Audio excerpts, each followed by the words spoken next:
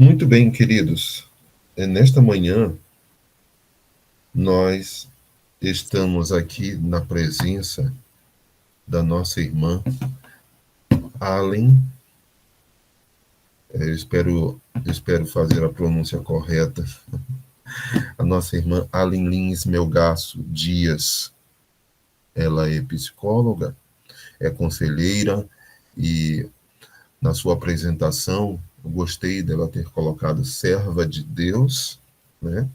É mãe da Radassa e esposa do nosso secretário atual da Associação Maranhense, o pastor João Massun Dias. Seja muito bem-vinda, querida. É um prazer conhecê-la e eu digo isso por toda a igreja, todos os irmãos que estão aqui. E nesse momento a palavra está com você. Fique à vontade. Obrigada, meu irmão. Vocês conseguem me ouvir bem? Perfeitamente. Ótimo. Obrigada pela apresentação. Eu estou muito feliz de estar aqui com vocês. Um bom dia a todos.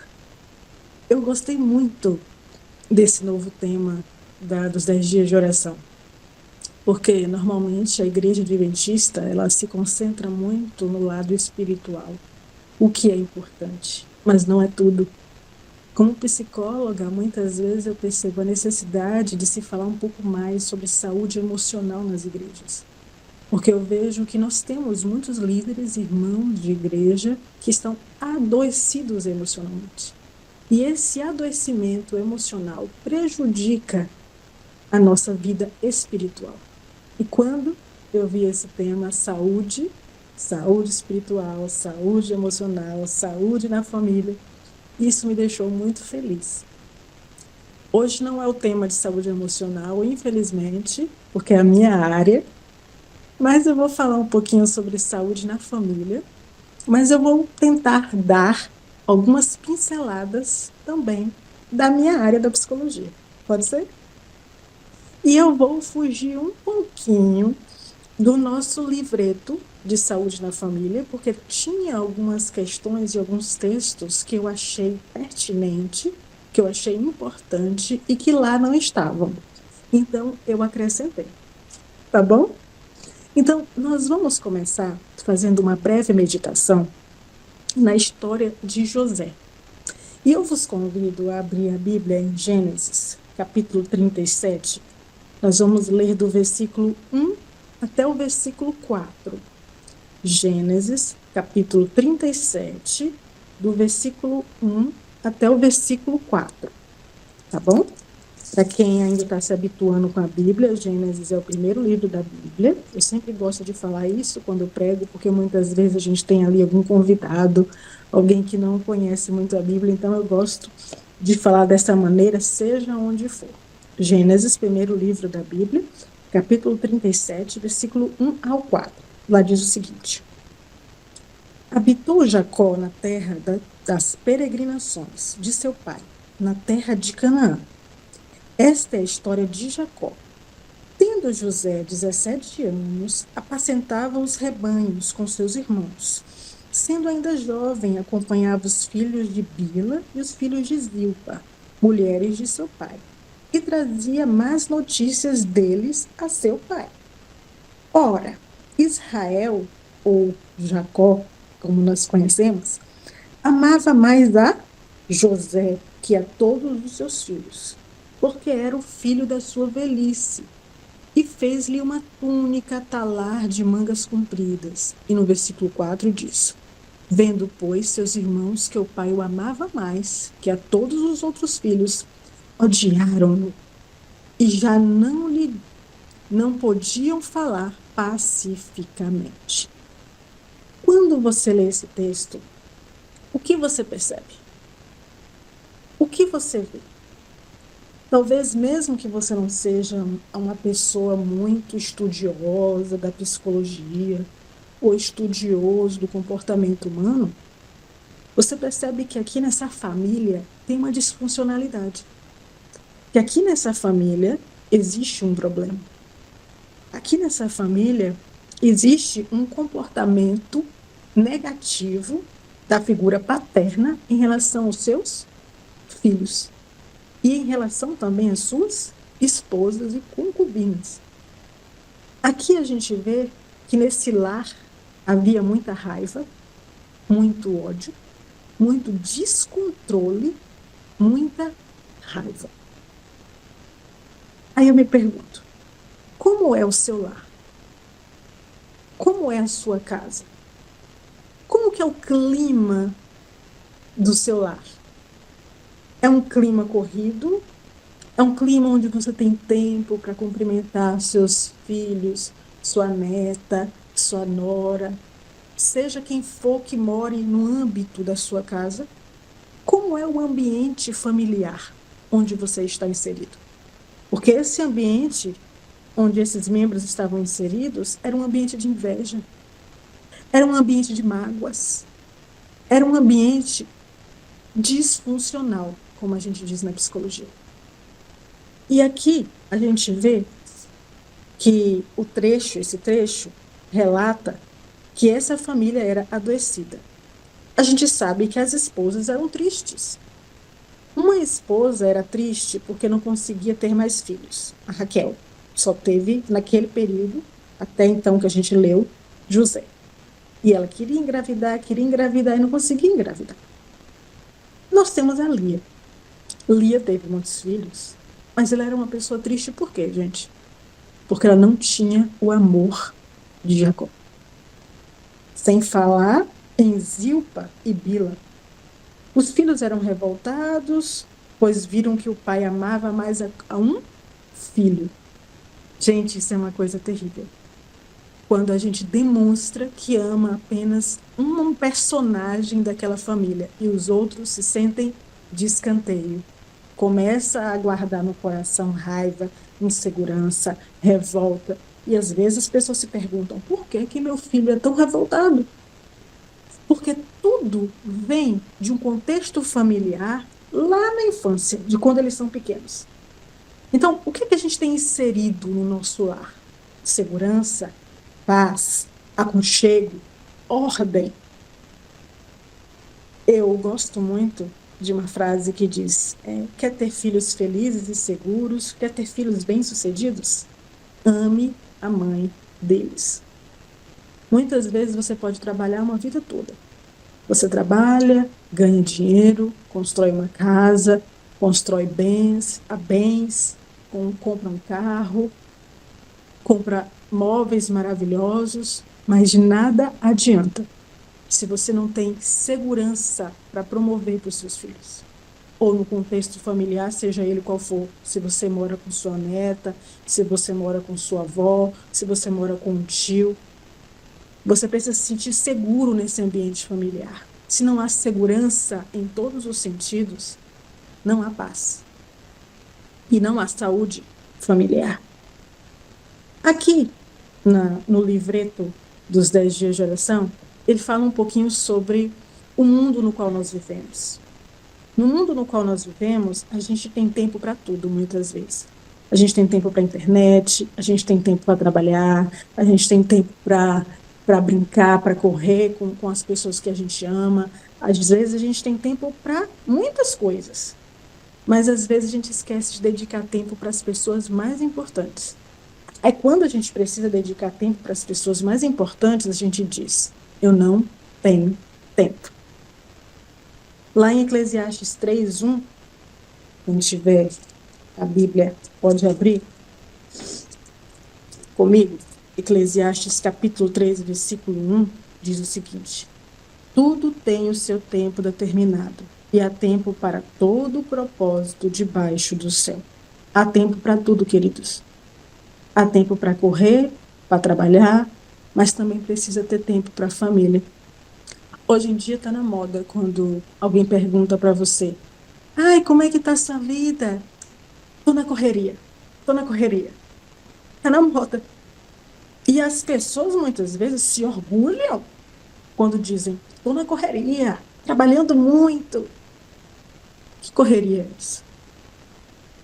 A Bíblia diz que precisa ter tempo para tudo. Há tempo de correr, mas há tempo de acalmar. Há tempo de trabalhar, mas há tempo de estar em família, de suprir as necessidades da família. suprir as necessidades da sua esposa, suprir as necessidades do seu esposo, suprir as necessidades dos seus filhos, suprir a necessidade, seja da sua sogra, da sua nora, do seu neto, do seu tio, não importa. Suprir necessidades. Existem muitas famílias que no Instagram e Facebook postam aquela foto linda de Natal. Aí todo mundo olha e fala, nossa, essa família é linda. Eles viajaram lá, não sei para onde. Tá aqui na foto. Essa família parece ser tão perfeita. Mas só quem mora dentro de uma casa pode dizer como é o clima dessa família. Se ela acolhe no coração a tristeza de não ser ouvida, de não ser abraçada. Porque tem famílias que não sabem nem abraçar, que ninguém ouve ninguém, todo mundo fala alto, todo mundo grita, ninguém está se importando com os sentimentos de ninguém. E até que ponto a gente tem corrido atrás do vento? Salomão já dizia, vaidade, tudo é vaidade. E às vezes a gente corre atrás das coisas materiais e se esquece do que é mais importante, que é a família, que é quem te apoia nos momentos difíceis, que é quem chora com você no momento de dor, que é quem se alegra com você quando você está feliz. É a família. É para onde nós voltamos sempre.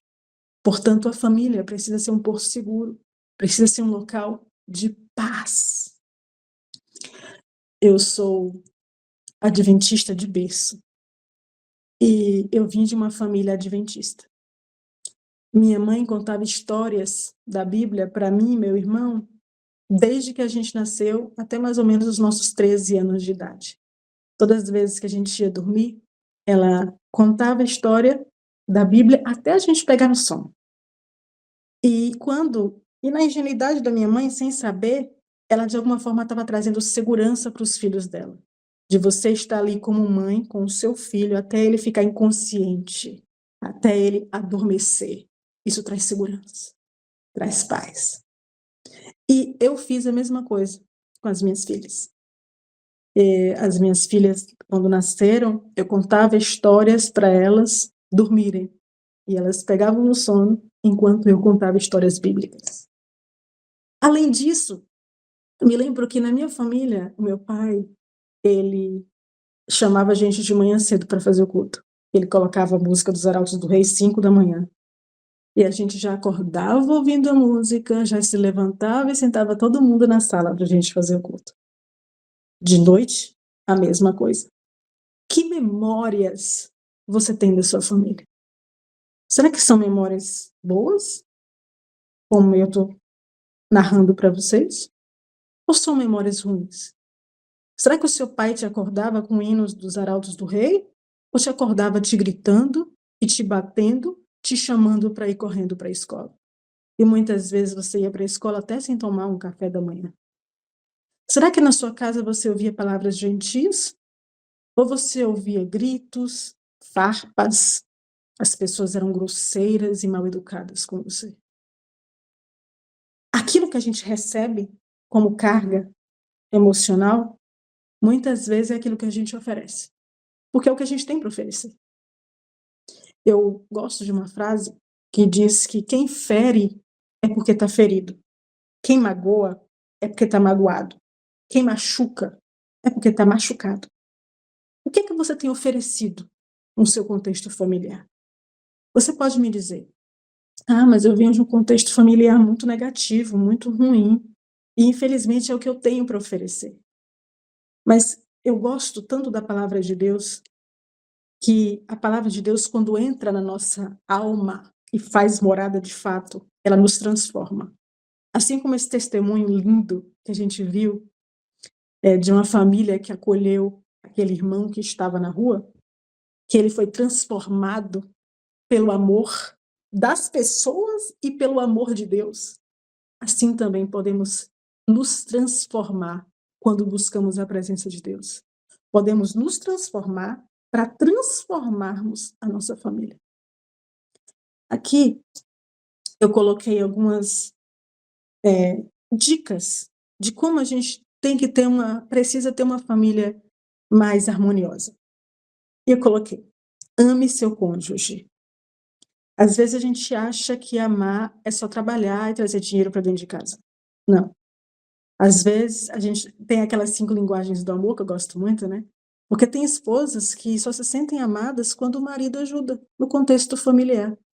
Ou tem esposas que só se sentem amadas quando o marido senta no sofá só para ouvir e ela desabafar. Aí ela, pronto, já falei. Não quero que você resolva nada, não quero que você faça nada, eu só quero falar.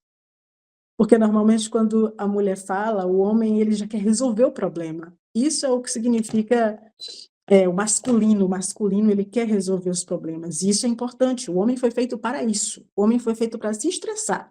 A mulher não foi feita para se estressar. A mulher não tem estrutura para se estressar. Mas o homem tem essa estrutura física forte, viril. Então é por isso que quando uma mulher conta uma coisa para o homem, ele quer resolver o problema, faz parte da natureza do homem. Mas a mulher muitas vezes precisa apenas de um ouvido para ouvir. E o homem precisa de um ambiente de paz dentro de casa. Eu gosto de falar nos encontros de casais, muitas vezes, que quando o homem chega cansado do trabalho, a única coisa que ele quer é comer, ter uma comida agradável para comer e ter paz dentro de casa. Paz. O apóstolo Paulo já dizia, né? Paz, paz. E a família precisa ter tempo para estar junto. Não sei se você vive com quem você vive, se você só são 2 pessoas dentro de casa, mas a gente precisa ter tempo junto, tempo de qualidade. Eu me lembro que Cristo, quando tinha os discípulos, eles sempre estavam juntos. Jesus tinha tempo de qualidade com eles também para conversar, para bater um papo, para aconselhar.